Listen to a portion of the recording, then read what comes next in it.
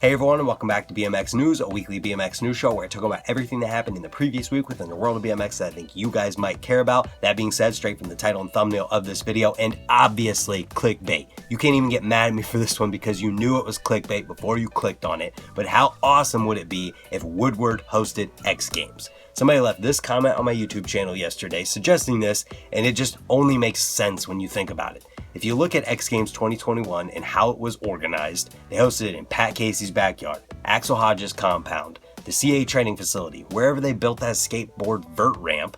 And then you think about the fact that it was so spread out and how they had to do all of this stuff. And then you think about Woodward, where they already have a vert ramp. They've already got skate parks for both skate and BMX. They've got street sections where they could do the street for both of those. They've got the mini mega ramp where they could do a mini big air event. It only makes sense. The only thing that they don't really have that I'm aware of is the freestyle motocross stuff or the motocross high air stuff. But if they gotta build that anyways, or they're planning to build it, then they could build it at Woodward and then it would just be there for the future. They've got the lodging on site, so I bet they'd have enough room for everyone who needs to stay there. The only thing they might not have is the internet connection, but that's okay because they bring in trucks with satellites for that, so you don't have to worry about it. So it only makes sense if Woodward was to host X Games, and I think it would be super awesome to see this. The guy who left this comment can't be the only person who's had this idea. There's also the fact that there's Woodward East, Woodward West, Woodward Copper, or whatever that was, Woodward Tahoe. There's all these different locations. At least Woodward East and West definitely have enough stuff that they could host pretty much all of the X Games events without even having to build anything. So I definitely wanted to talk about this first and maybe start planting some seeds. I'm sorry for the clickbait, but it's one of those things where you're just like, whoa, that makes sense, and we should talk about this so that maybe it goes through the right pipelines and maybe someday in the future it ends up happening. But with that being said, and on the note of X Games Street went down for BMX this past weekend, and the results are as follows. Bronze was Alex Donachie, silver was Felix Prangenberg, and gold, of course, was Garrett Reynolds. And now Garrett Reynolds is tied with a couple people who've won the most X Games gold medals in all of X Games history, and it's kind of sick to see. And it's Garrett cementing himself as that legendary status that we already all knew he had. Moving on from there, X Games Real BMX 2021 winners were announced, and they are as follows. Chad Curley and Andrew Knight took the bronze medal, Brock Rayford and Zach Kramus took the silver, and Felix Prangenberg and David Schaller took gold. Then when it comes to the fan favorite, Julian Molina took it away again, and it was only by like 0.2% or something like that above Jake Seeley. So it was definitely a battle for that one. And I think it's awesome to see that Julian Molina is getting the credit that he deserves, and he absolutely had a very well-rounded video, going huge, getting technical, and even throwing a street backflip in there as well. So I think that these are all well-deserved, and I'm excited to see what X Games Real BMX 2022 and X Games 2022, Summer X Games 2022 hold. And maybe, hopefully, it would be awesome if they were at Woodward, but maybe by the time 2022 rolls around, they'll be renting out stadiums again and doing it all at the stadium. So then from there, we had the news that after 7 years, Dan Collar is no longer riding for Eclat, and he put a little note in his Instagram post about this because of all the DMs that he's had. Eclat gave him the boot. He said it's never easy to get dropped, but more motivating than ever. So I'm sure with how much of a savage Dan Collar is, it will be no time before he's on another team and making a welcome video for us to talk about in the future.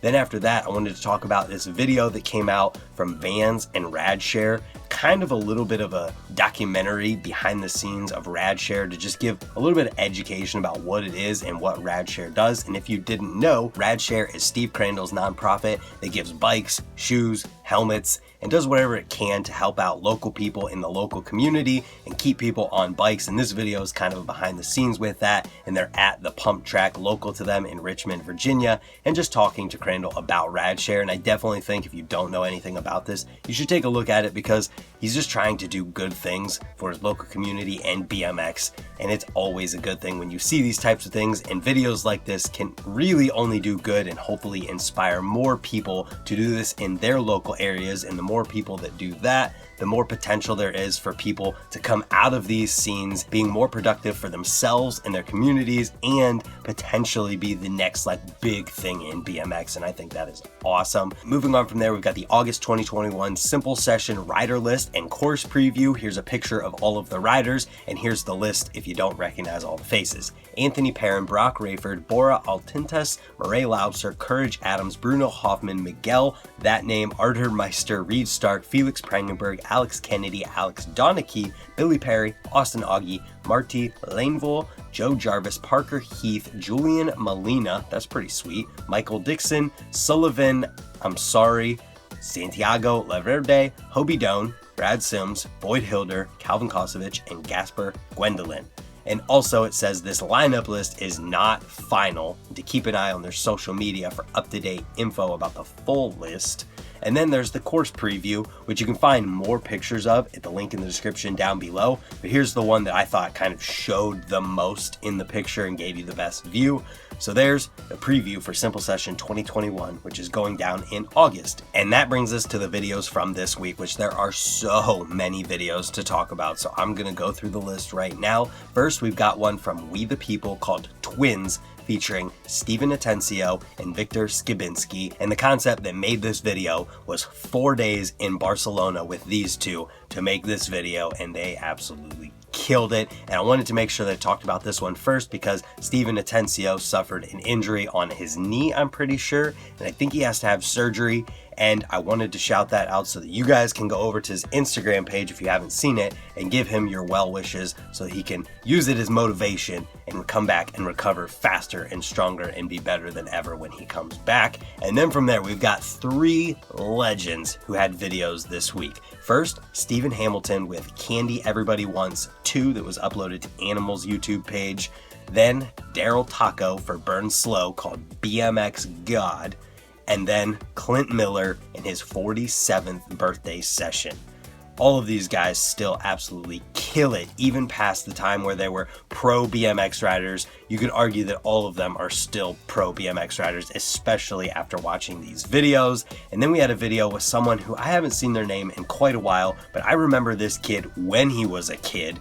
And it's Jaden Chipman, and it's a video called Isolation. And this kid, maybe not so much a kid anymore, but he is a super shredder. And I definitely wanted to call out this video. Then we've got one called They're Watching in Bristol, followed by 2 different welcome videos for companies. I guess I should have talked about those earlier. Doesn't matter now.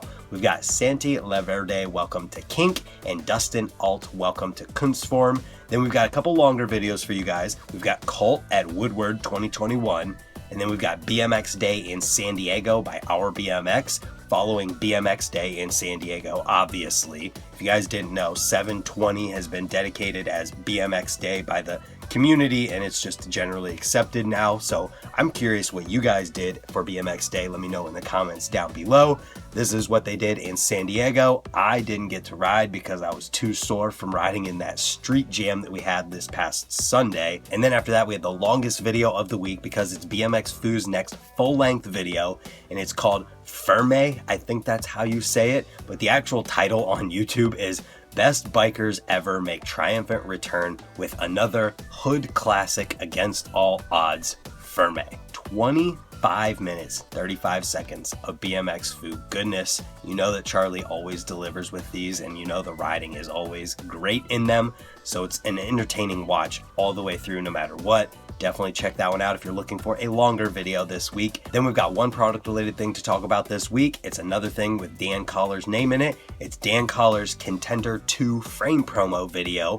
It's crazy that Eclat dropped him whenever he's got this second iteration of his frame. He's killing it. He does get injured sometimes, but I think everybody gets injured sometimes.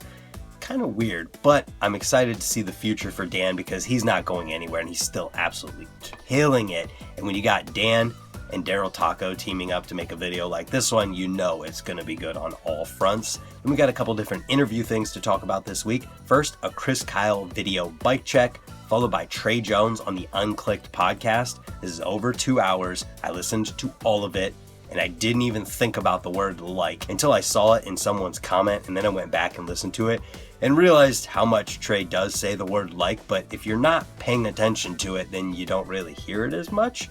Either way, that's not what's important. It's the things that they talk about, and they talk about so many different things, from Swamp Fest and the memes surrounding Revenue Fest and the FU to people who call it that because when you put that much work into something, you put entire months of your life into something and thousands of people get enjoyment out of it, it kind of makes sense that you should at least be compensated for your time so that you're left with something to pay your bills for that amount of time. And I was talking to my buddy Sponge at the skate park the other day about this podcast, and he brought up a really, really good point. Because there's a lot of people in the world who are like, oh, you shouldn't make money off of Swamp Fest, Revenue Fest, F. Trey Jones this. But then there's a lot of people who will say that Wide Awake Nightmare is their favorite movie or BMX movie. Their favorite BMX video of all time. They said in this podcast, or Fudger said in this podcast, which I'm assuming he wouldn't say it if it wasn't solid numbers, but 40,000 copies of Wide Awake Nightmare were sold. How many people are out there bitching at Square One for making as much money as they did off of Wide Awake Nightmare? Probably not very many, because that's the core favorite BMX video of all time, even though they made, think about it, charge $20 for this video. 40,000 copies, that's $800,000. You think Swamp Fest is bringing in $800,000? I don't. So maybe that can give you a little bit of perspective and show that sometimes things aren't as black and white as they're made out to be or feel. But we could talk about this for literally hours, and I don't want to do that. Maybe we should in a live stream with Montana Ricky, which we've been doing more of those lately, and we plan to do more of them.